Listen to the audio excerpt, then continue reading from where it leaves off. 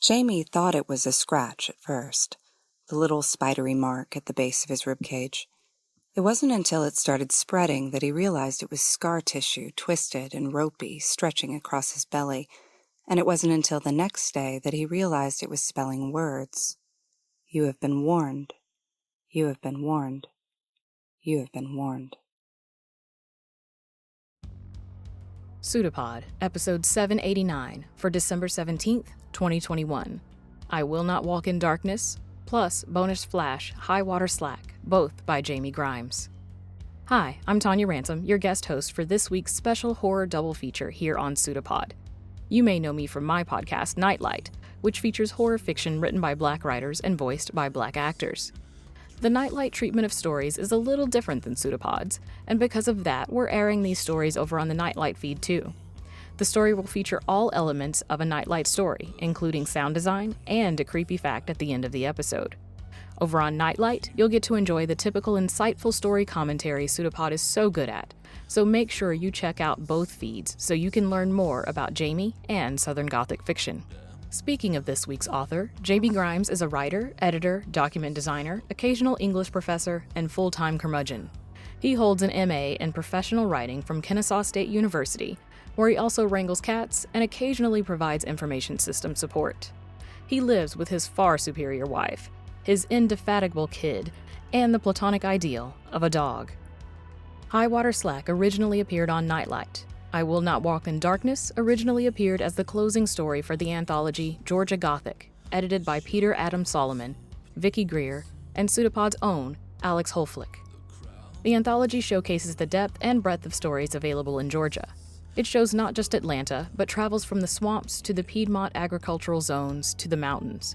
The anthology is dedicated to Peter Adam Solomon, who passed away just before the anthology was released. Peter founded National Dark Poetry Day, and started the HWA Poetry Showcases. He edited the first 2 volumes, and the 8th was released in November. Be sure to request a copy from your local bookstore.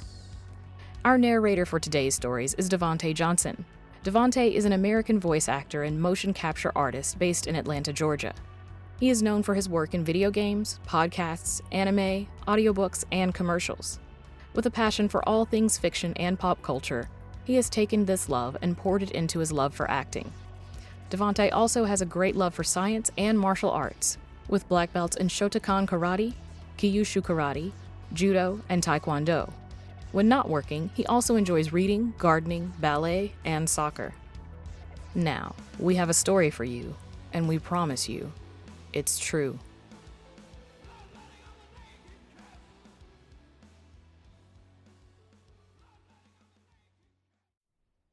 I Will Not Walk in Darkness.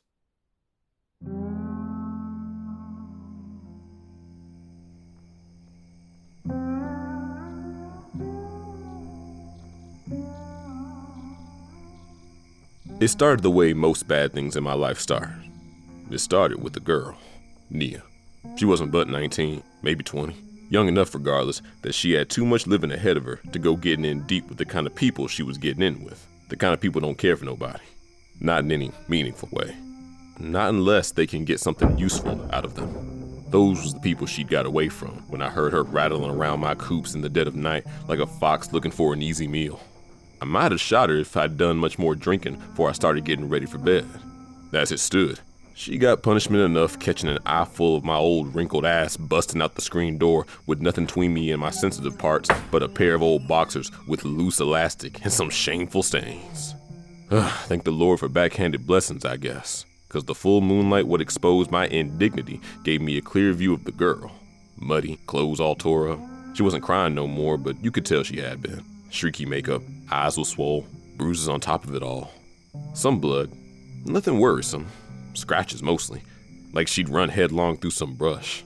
Soon as she saw my shotgun, she came out from behind the coop with her hands up like I was about to put her under arrest. Now miss, I ain't no cop, I said, but I am mighty curious what it is you're doing way out here in the dead of night. And you know what she said to that? She ain't say a damn thing. She threw up right then, and when she was done, she just went on and passed out face down in it. Now, I wasn't in the best mindset to begin with, and nerves being what they was, what with what had just transpired and all, I ain't think to call the police right away. Instead, I drugged this girl out the dirt and puke, put her up on my couch, took a wet paper towel and wiped her face clean. Laying there, she ain't looked like much more than a child, and that made me think of my own. And that made me go for another drink. She cried in her sleep. Real crying. Like what was going on in her head was something more than nightmares. I couldn't help but think it had to do with what had happened to her out in the woods. Wasn't much longer till I knew the cause of her troubles. I mean, it knocked right on my door. I had half a mind not to answer. I had enough going on as it was. But the knocking kept on, and the longer it did, the more restless she got. I only cracked the door a little bit, peeked out at the kid standing there. Wasn't nothing wrong with him that I could see, except one of his hands was wrapped in an ice pack. I ain't care much for the sight of him, truth be told. White folks around here would have pegged him a thug on sight. Content of his character be damned. But, for me, it wasn't his saggy pants or his too big football jersey or all them rings sparkling in the night. He had a look about him. Looked like no good. Like he thought too much of himself and was bound to be pissed off if you ain't feel the same. He studied me like he never seen a good country boy in all his life. And then he ain't looked my way no more. It was my shotgun had his attention. "I'm looking for my girl." He sounded like he was from up north. And not Atlanta north, but real north. I got cousins up around Detroit. He sounded a little like that. I said, "Son, you don't look old enough to have no kids." Knowing damn well he meant this young woman on my couch. Couldn't help myself. Way I come to understand it, man can't claim ownership on nobody, except maybe his children. And even that don't last once they grown. He was smart enough to get my meaning. I'll give him that. Got him more flustered than it should have. Got him angry. He kept looking past me into my house. And I thought I'd done a good enough job keeping him from seeing her. But maybe I ain't. Maybe he saw something clued him in. Definitely did not like what he saw. "You playing me?" The look in his eyes turned deadly serious. I say I never saw a look like that in somebody so young. But that wouldn't exactly be the truth. There's plenty angry young brothers wasting away around here. Ain't but so much opportunity for a comfortable life. It's enough to put 100 years of hurt on a young man's spirit. I said, "No, I ain't much for games. You come knocking on my door when I'm asleep, you're not gonna catch me at my finest. Best be on your way. I see any girl that look like she belong to you, I'll tell her you stopped by. Don't you worry." The boy straightened up, puffed out his chest, looked like he was about to growl. My grip tightened on my shotgun, and that's where his eyes went again. "All right," he said. "You do that. Don't need to be any trouble about it, you feel me?"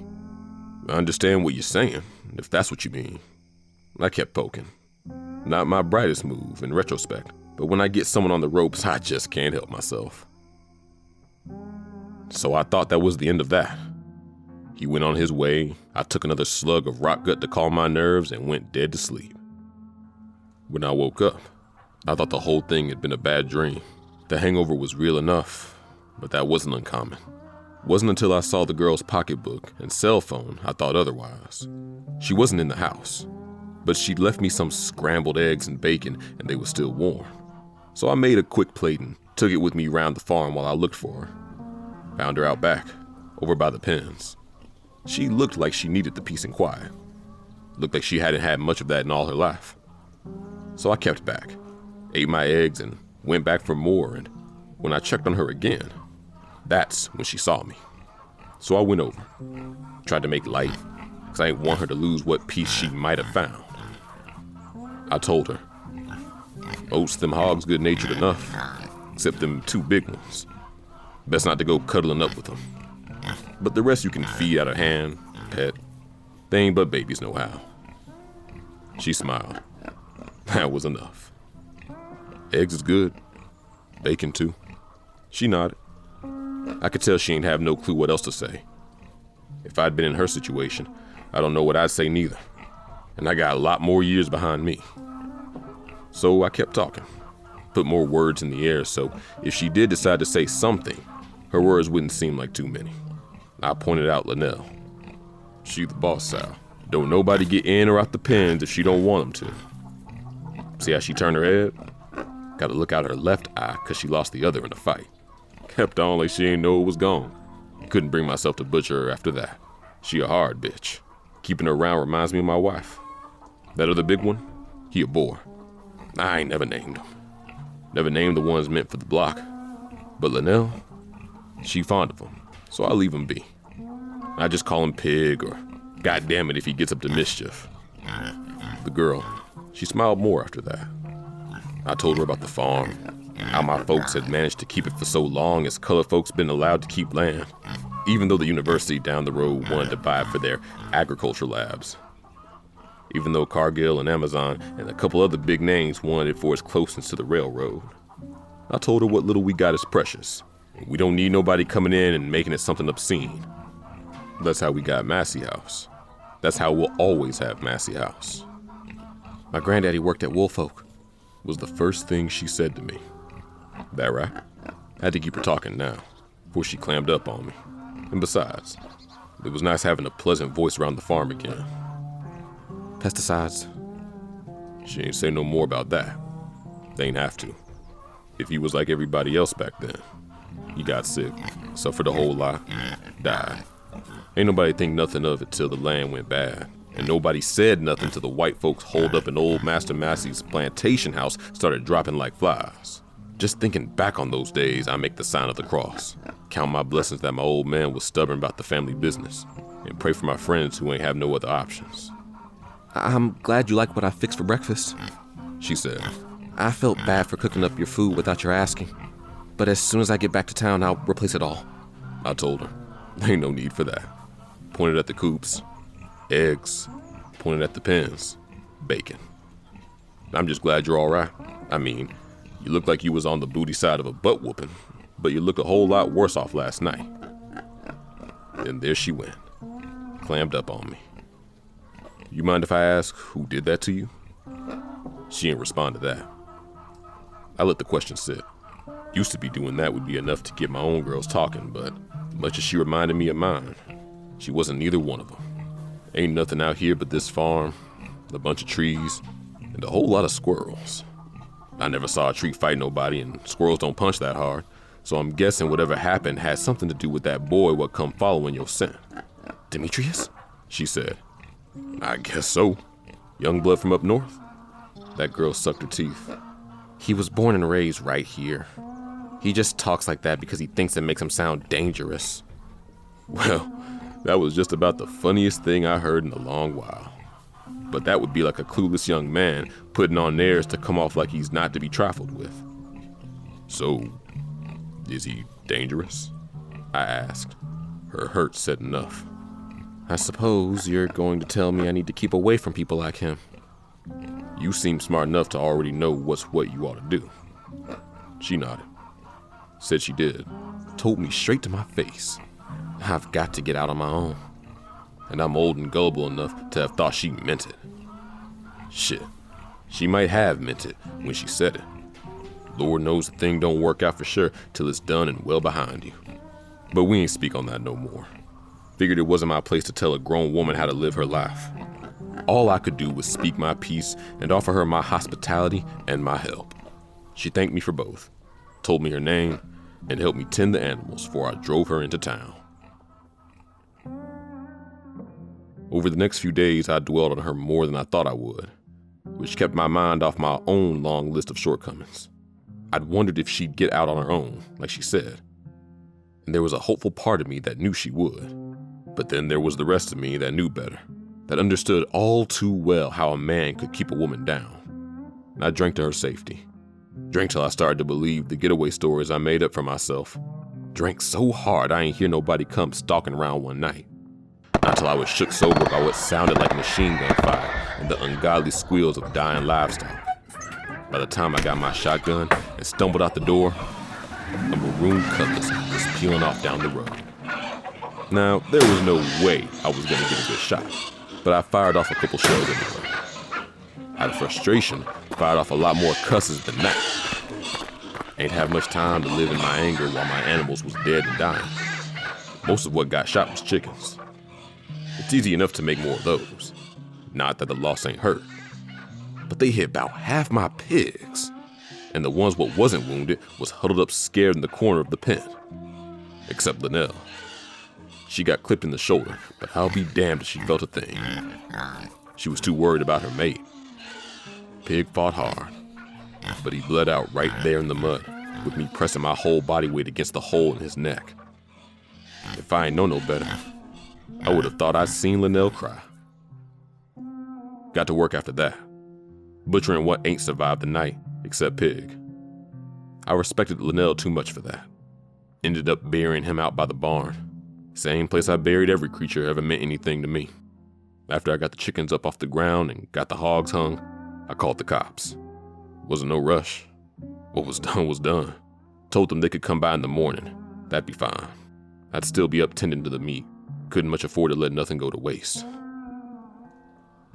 Wasn't till near upon noon the next day that anybody bothered to come out my way. They sent out Jimmy Williams. Last I seen of him, he wasn't but 2 feet tall. Now here he was, about a head taller than me and thick as poor old Linnell. Strutted over like he knew what was what, with his uniform pressed and all his buttons shining. Here was a young man who ain't never got dirty in all his life. And damn sure wasn't about to start now. I had half a mind to slip up and spill a bucket of guts all over his spit-shine shoes. He was real polite. Called me Mr. Mathis, sir, until I told him to call me by my given name. And then I was still Mr. Booker. I asked him how his mama was. That much was curiosity as much as kindness. We'd gotten into our share of mischief in our day, me and her, before she was ever Mrs. Williams. She's getting a little better every day, he said. Daddy passed 3-4 years ago now. She took it hard. I bet she did. She was a console, that one. Couldn't tell one way or another how Jimmy felt about it. But it'd probably break his daddy's heart seeing his closest kin ain't care enough to keep track of how long he'd been gone. Mr. Booker, you see any of what happened? Jimmy pulled out a notepad and started writing. I told him everything I've told you up to now. And you know what he said? He said, "Are you sure?" Shit. I said, "Hold on here a minute." Went to the barn and came out with the head of the one hog that had been lucky enough to take a bullet clean between the eyes, threw it at Jimmy's shiny little shoes. Mr. Oinky right there is pretty sure I'm speaking the truth, and he ain't got no reason to lie, do he? The boy's pretty almond skin turned green. Please, don't get defensive, Mr. Booker. I've got to ask questions. You think this was... There was that boy Demetrius. Ain't no need to think about it.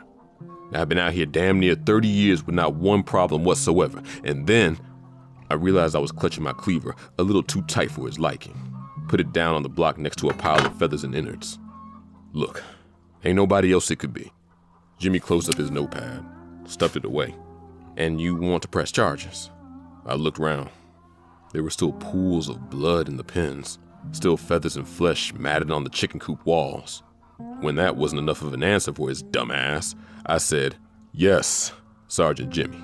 I sure do think I'm due some small amount of justice for this here attack on my livelihood, and I'd love it more than peaches and pecan pie if you could get your fat ass on up the road and find out who's responsible for what transpired here last night." I shouldn't have talked to the authorities that way, but this here was little Jimmy.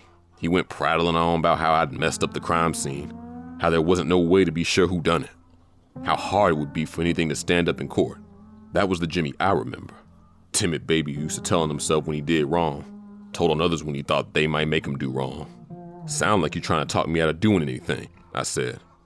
He whispered like there was somebody but us gonna hear what he had to say. "I know that car. I know that Demetrius. He's Foxdale fam. If this was all he did, it was a warning. They've done a lot worse than this for pettier reasons. You get what I'm saying?" I was legitimately impressed. It was like he grew up in the span of 2 minutes. "Well, Sergeant Jimmy, what is it you think I should do?" He shrugged, turned into a boy again.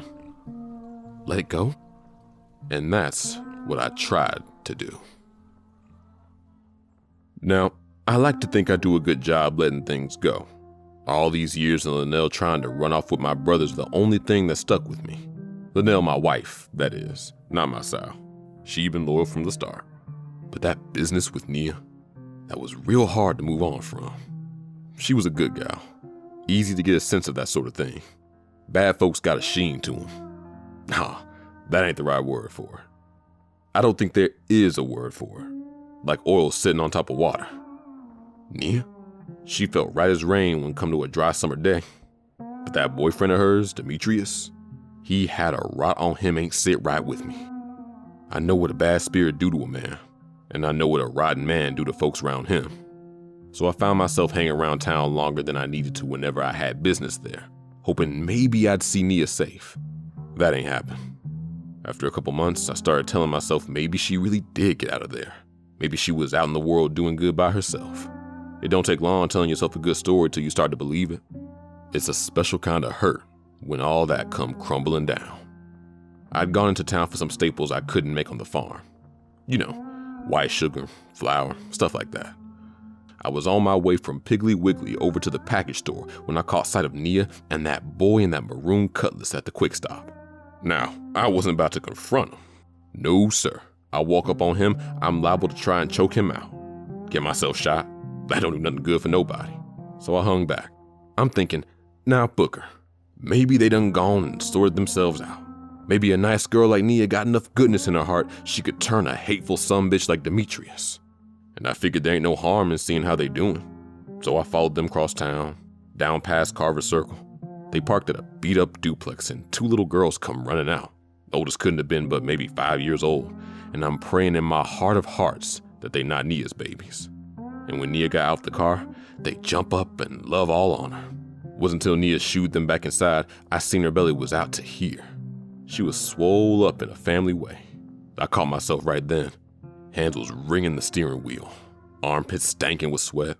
I shouldn't have gone out that way, I was telling myself. Should have just gone back to the peace and quiet of my farm and poured myself a drink. The boy Demetrius got out of the car yelling. Nia. She ain't say nothing. But she ain't go to the house neither. Probably trying to shelter her babies from the worst of it. She tried to talk calm at him, but he was wound up. Might have been he was strung out. I hear Foxdale Farm been selling that mess make you try and bite folks. Like crack cocaine, but cheap and worse. Nasty stuff. He jabbed his finger up against her temple, almost pushed her down flat. She landed on her knees, saw my truck when she looked up, shook her head. She was right. This wasn't my place. Not here. What was I gonna do? I suppose I could have run him over, made a big mess in front of God and everybody. I ain't had but so much life left nohow. And I was of the mind that it'd be worth dirt if I left things as they was. But with them kids round and Nia carrying another, this wasn't the time or place for that. So I prayed on it, right there, sitting in my truck. Sweet and merciful baby Jesus, grant me the strength to provide succor and shelter to your lambs in their times of need, and guide my judgment in this and in all matters.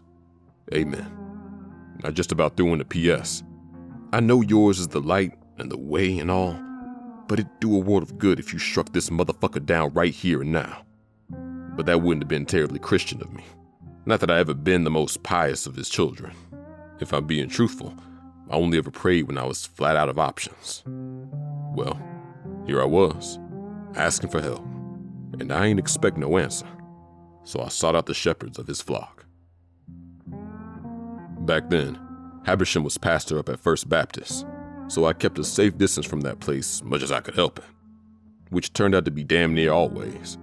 He ain't cared for me, which I found more than a little hypocritical, much as he was about professing God's boundless love.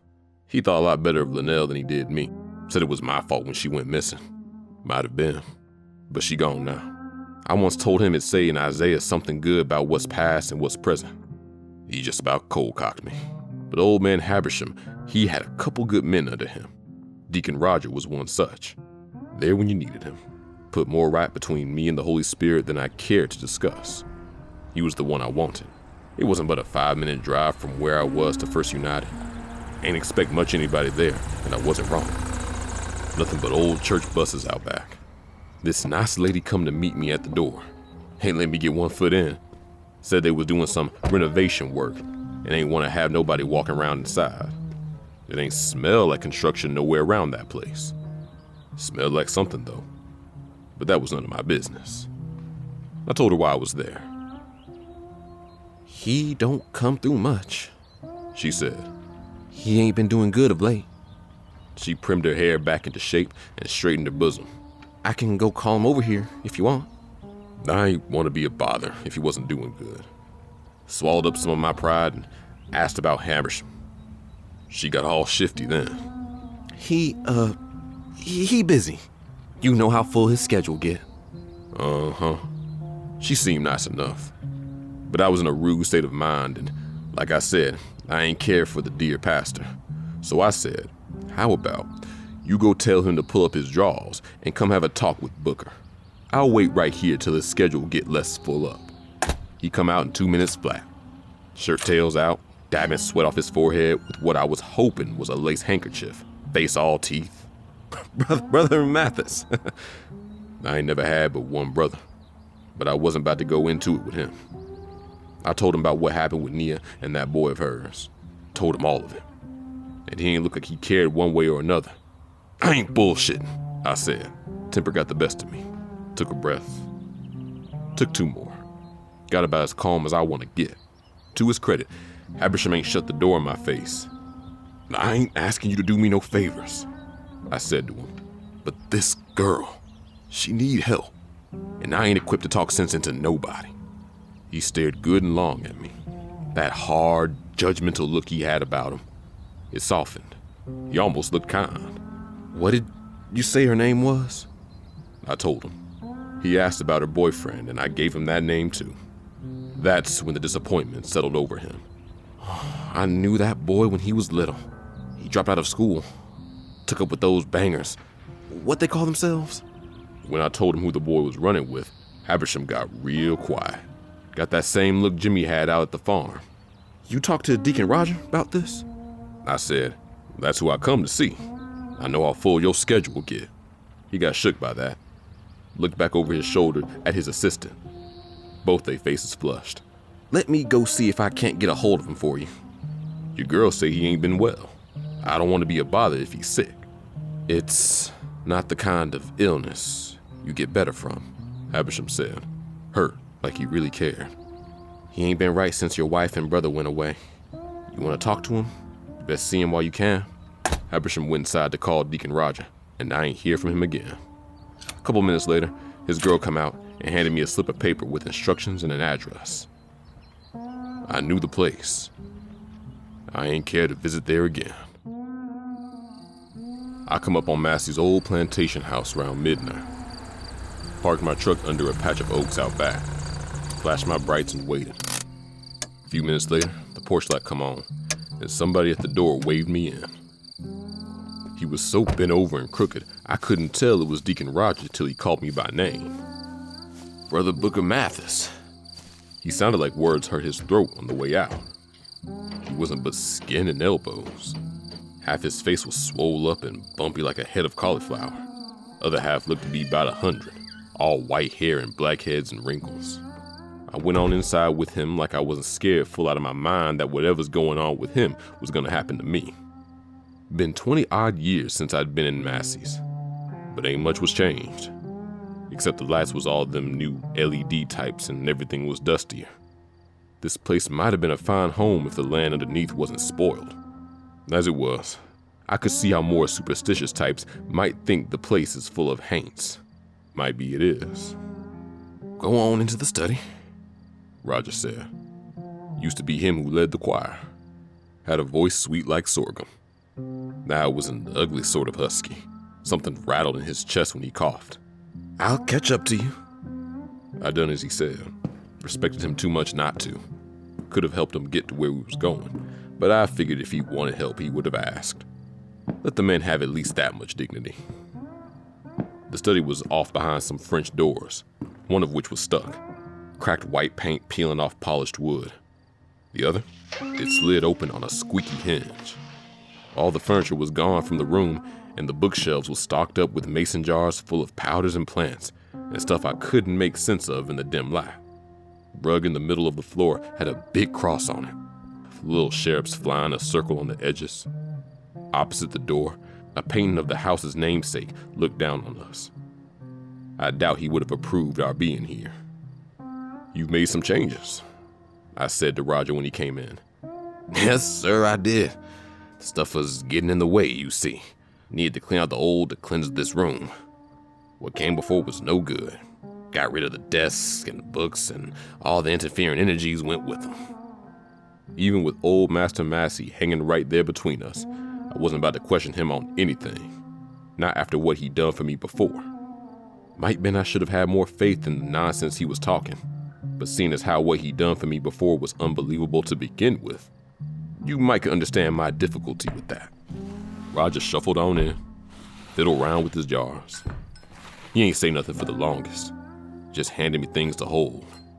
I started to tell him about what had happened, but he shushed me quick. The Reverend told me all about it, he said.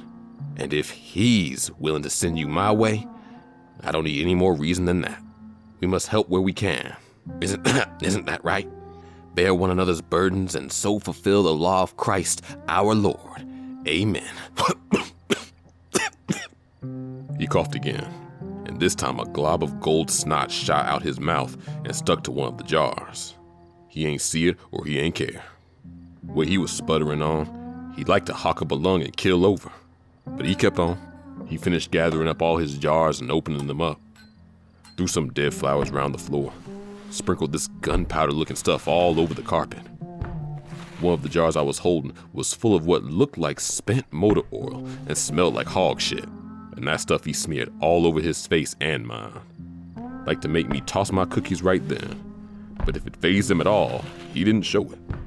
He told me to stand still as I could while he put everything back. Then he came and stood across from me, asked for my hands, and I held them out for him to hold. He said to me, Brother Booker, the Lord does not giveth freely. His way is virtuous order and majestic balance.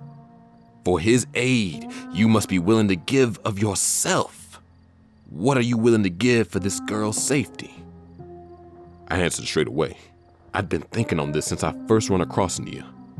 Hell, longer than that. Back when my girls went out on their own, hating me about their mama and uncle like I was the whole world's worst. At least I could make one thing right.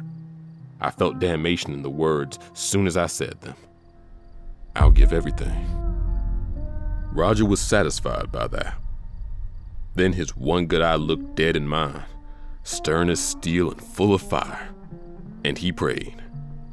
O great and glorious Lord, please guide our souls and help the girl Nia see the way, and help the boy Demetrius to find and accept your righteous justice, O Lord, that he may know your glory. Lord, let Brother Booker Mathis here be the servant for your good. Give him the light of your sword to carry against the dark, and give unto those who wrong him a warning. Be afraid, for Brother Booker does not bear the sword in vain. Brother Booker here is ready, O Lord, to give of himself any and all that you ask. He said more, but my recollection's cloudy after that. See, time took the truth out of some of what me and Roger been through. Got me thinking maybe last time it ain't happened the way it happened. But it happened again. And this time, I won't likely forget. Something at my feet started snaking up around my ankles, getting tighter and tighter. I broke eye contact with Roger and looked to see these black worms like octopus arms coming up out the carpet. A hard wind came out the floor with them. The room started spinning and spinning, and the cherubs in the carpet turned their heads and looked at me, grinning. They spoke a bunch of languages I ain't know, but somehow I got the gist of what they was saying. They was telling me what needed doing, what I needed to bring back to show the work was done. Bits and pieces that kept rolling around in my head, all noise and madness. I thought to scream, but by the time I managed any noise, it was all over. I was on my knees, weeping, and Roger was limping out the study. He wasn't in a good way himself. He told me, "I'll leave you to the Lord's will. We will meet again. I think you know that." And I did. I knew it all too well. That mess in the Massey house took a lot out of me. Made it back to my truck before I fell asleep. I wasn't in no rush to get back to the farm nohow. I'd get there soon enough. It was an uneasy sleep. Come morning, I drove around just to watch the sun come up over town. Everything all orange and quiet. Hard to believe there could be any evil in the world. Then I stopped over by First United one more time to thank Havisham for what he'd done. He was a good man, when you got down to it, what he may think of me aside. But you know what he said to me when he saw me climbing his church steps? He said, "Brother Booker, I have damned you, and maybe myself in that act. I will look to the good Lord for forgiveness. For you, though, for you I have immense pity. See, he has made everything for its own purpose, even the wicked, and he will bring every act to judgment, even that which is hidden, whether it is good or evil. I pray whatever you plan to do about the girl, there's enough good in it to balance out the evil." And he slammed the church door in my face. Wasn't nothing left to do then except what needed to be done. Wasn't raining nowhere in Foxdale except the street Nia stayed on. And it was a good downpour too. Couple inches of water on the road made it hard to steer straight. Wasn't nobody on the street but that maroon Cutlass. Wasn't nobody in the Cutlass but that boy Demetrius. Don't know where he was headed, and I don't think he knew himself. But we never can be sure of that, now can we? Maybe it was God's will, maybe not. There's other things besides Jesus want a piece of your soul. Swerved my truck as he was passing, clipped his back end, and we both went spinning. I got control before I went off the road. The boy wasn't that lucky. Hit a tree side on, got knocked out cold. I had to drag him out the passenger side door because his side was crumpled around a tree trunk. Laid him up in my flatbed. Ain't take nothing to get him there. Figured somebody might come out and see what all the ruckus was about. But the street stayed empty. Thank the Lord for small favors. Rain came with me after that. Water pooled up on the roads back down to the farm. Almost skidded out twice. So I took my time getting home. The way the rain was coming, I hoped it'd be enough for the boy to drown. Save me a mess of trouble. That ain't happened though. This, what happened. I drove to the barn out by the pig pens.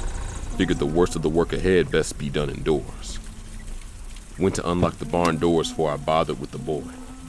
Should have checked on him first. He come up behind me while I was fishing in my pockets for my keys. Struck the back of my head so hard all I saw for a full minute was white light. Then he was on me, punching. Split my lip, cracked my jaw. I saw the end of my life. Regretted many things. I ain't fully put together what happened next until I got myself out the mud. The boy was off balance. Linnell was charging and squealing, grunting. Every time he was close to being on his feet, she put him back on his butt. Kept him plenty busy till I fetched out my .45 out the glove box. The rest was easy as a trigger pull. He ain't died straight away. No. Got him in the chest, but missed the heart. He was gasping and sputtering up blood and still trying to kick himself away from Linnell. And let me tell you, she smelled all that blood and, well, that ain't do nothing good for her disposition. Now, in her prime years, she might have torn Demetrius apart. I seen her do as much. But she carrying a whole lifetime on her old bones, so that boy, he suffered. Once she got him opened up, got to rooting around in his guts, he was howling and moaning and crying until what little fire was left in him puttered out. And she just kept tearing at his carcass. It wasn't even like she was hungry. Nah, she remembered his ass. She had something to say. I had to give her a good kick to get her off him. She damn near tore through his spine, made dragging him into the barn a chore. I took what was owed for offering. Linnell made it an easy reach to get at the heart. The liver, though, that was all laid up. And I kept it anyway. Figured an offering with a few nibbles was still an offering. Set all that aside in the biggest mason jar I could get my hands on. The rest of him I butchered like any other swine. Fed the scraps to Linnell and the babies that survived his dumb ass. Figured I'd make sausage with the rest. The bones I buried outside the barn, with what was left of all them pigs and chickens that a couple folks only Habersham expect to see. I figured it was only a matter of time for little Jimmy come round asking about the boy. If Deacon's blessing was real and true, and strong as it was the last time, I ain't had nothing to worry about. He'd come, ask a few questions, be on his way. Besides, what's one less wretch in a place like this? Went back to Massey's like I'm supposed to. Brought my offerings of thanks. Roger was waiting at the door. He wasn't looking no better. But now he seemed like he felt it. Had a burden on him he ain't before. He walked me into the study and opened the safe behind the painting of old Master Massey. Put my jar next to the last one I brought. Locked it up. I ain't know what to say except thank you. Figured our business was done. Then I heard a thunderclap. Felt like a punch in the kidney. My side was opened up real good. Gus was just hanging there in the hole. Then, I didn't feel nothing at all. It was like stepping out the dark and into the sunshine too fast. All bright and not a whole lot else. Next I saw was Roger standing over me. Looked like I was still in the study.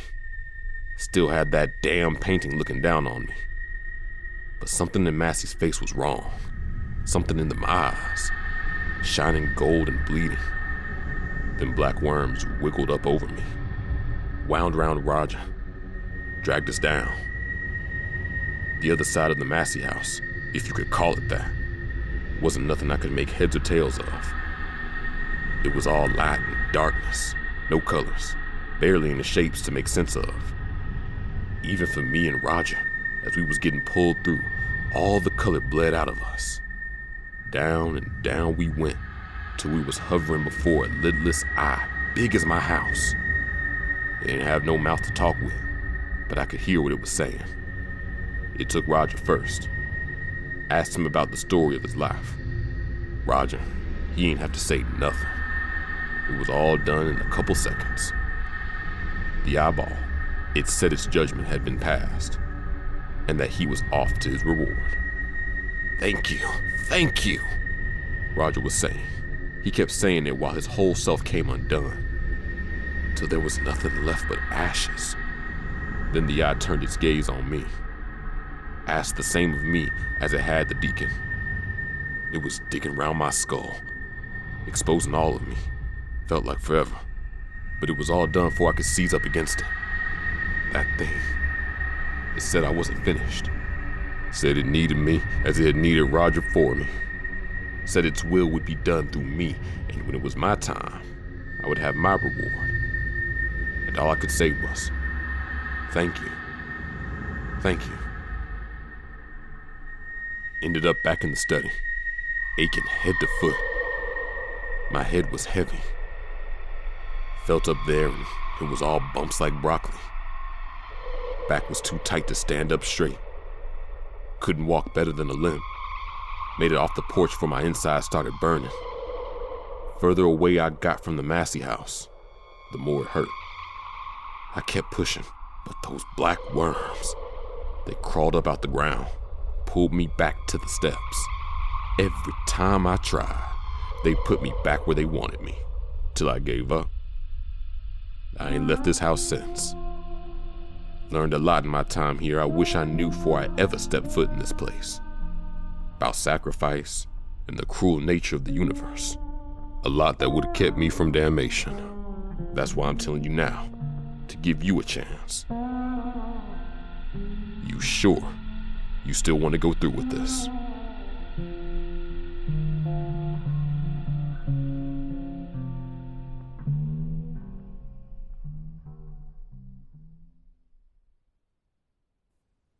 High water slack.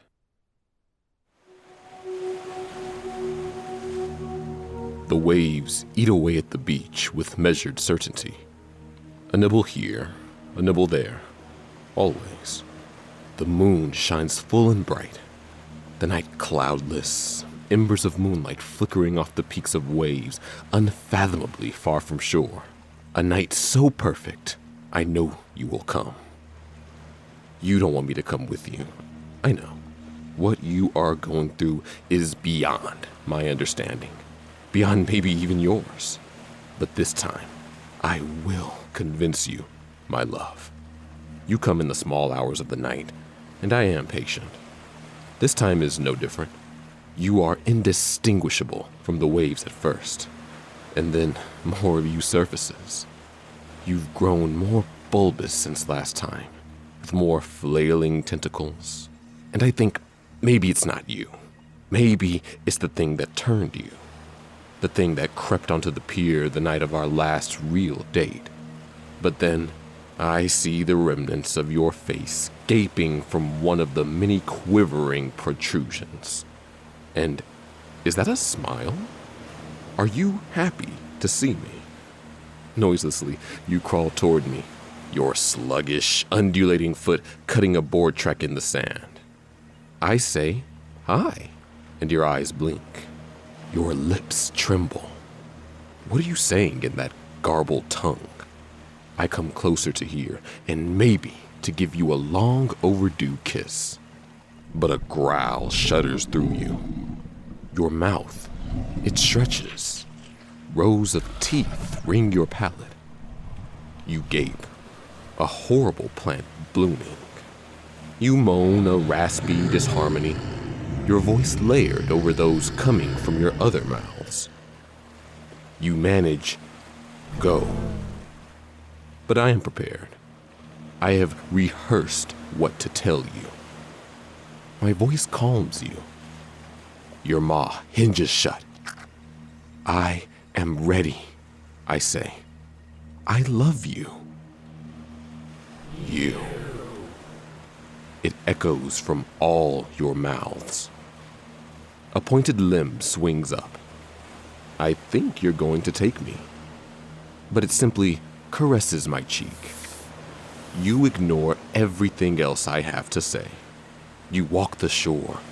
Your searching extremities find crabs, catch fish trapped in tidal ponds, and you eat. At dawn, you call out to the east, a sorrowful, dulcet tone. Your flesh bubbles and flakes and burns. You reach for me, but your mass is pulling away toward the sea. I'm coming with you. I walk into the water. I resist the waves pushing me back toward land. Eventually, I'm deep enough to swim with the seaward currents. But you are gone. You move impossibly fast when you're not so burdened by gravity. The sea is vast, but I am determined. My lungs burn, and the water is dark. When I wake, I'm on the beach. It's near midday, and my skin is raw from exposure. A trough dug in the sand disappears into the sea, fills with water, splashes my face. My clothes are covered with ash. I will not wash them. I will wear them next time, my love, and every time, until you take me.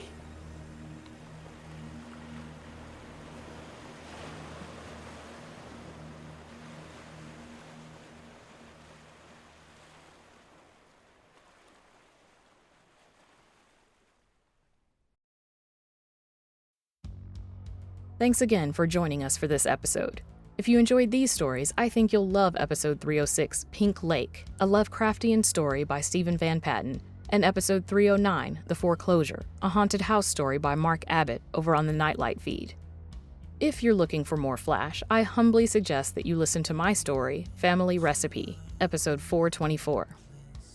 Instead of reminding you to feed the pod has actually insisted that you join the Nightlight Legion. For as little as $1 per month, you can support Black creators and queer sound designers. Just go to patreon.com/nightlightpod to join the Nightlight Legion and get a shout out on my podcast. And if you don't, well, I have no control over the things that PseudoPod may send to slither to you in the night. And if listening to the full catalogs of both PseudoPod and Nightlight still doesn't fulfill your horror fixation, I have some good news. I'll be co-editing the second volume of the Southern Nightmares anthology, which will be called Smothered, Scattered, and Covered. Make sure you're following our podcast and our Twitter accounts at pseudopod_org and at NightlightPod to get the latest updates. This episode was produced by Jen Zink and Marty Parrott. And to thank you for listening until the very end, I have a creepy fact for you. The Bermuda Triangle near, well, Bermuda, is not the only oceanic location where ships and planes mysteriously vanish. The Bermuda Triangle of the Pacific, also known as the Dragon's Triangle, aka the Devil's Sea, has been feared since ancient China.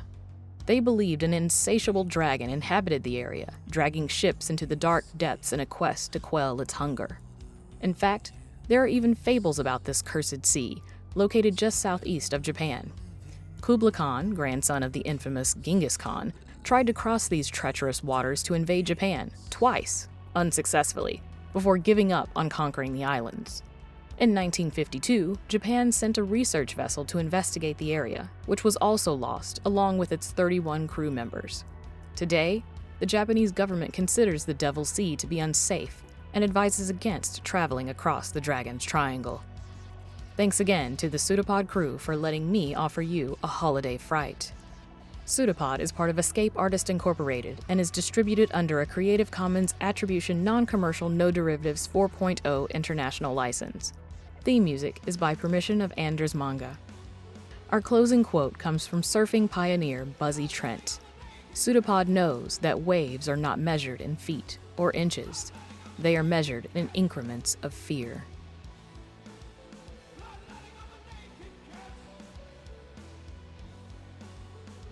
It's a pseudopod. It's a big foot. It's all about podcasts these days.